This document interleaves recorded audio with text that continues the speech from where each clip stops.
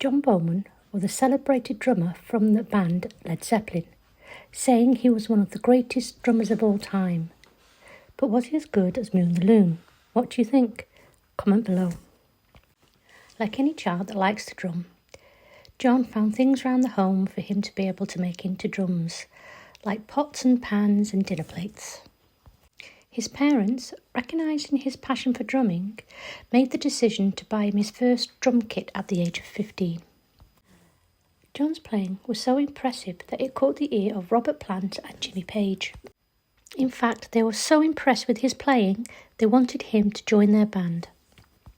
However, at the same time, John was being watched by Joe Cocker and Chris, which both of them wanted to be in their band.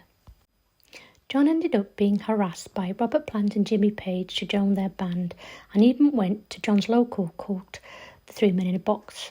Eventually, John gave in and accepted the offer and joined the band in September 1968, saying he didn't really like Joe Cocker's music anyway. When all the band was got together, it was Led Zeppelin, and their first album was called Led Zeppelin.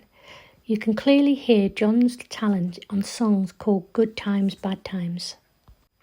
After the success of their first album, Led Zeppelin went back to the studio and wrote another album called Led Zeppelin 2. After this, they became one of the greatest bands in the world. On this album, John wrote and played Out on the Tiles. While writing Physical Graffiti, Robert Plant was involved in a car accident, so the group had some time off to be with family and friends. John's first solo in Led Zeppelin was called Pat's Delight and Moby Dick, which was a very long 20 minutes. And sometimes he used his own hands so it sounded like a hand drum. Apart from playing in Led Zeppelin, John also liked to do other projects. Like in 1972, he played on the Maurice Gibb Productions album by Jimmy Stevens called Don't Freak Me Out. He also had a small part in Paul McCartney's band The Wings with Beware My Love. In 1974, John had a go at acting in a film called Son of Dracula.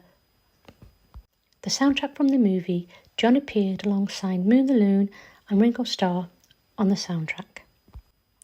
Leading up to his death, he went out on the 24th of September 1980 and was picked up by his assistant Rex King to attend a rehearsal at Bray Studios.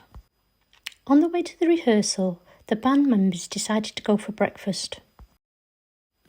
At breakfast, John decided to go on a bender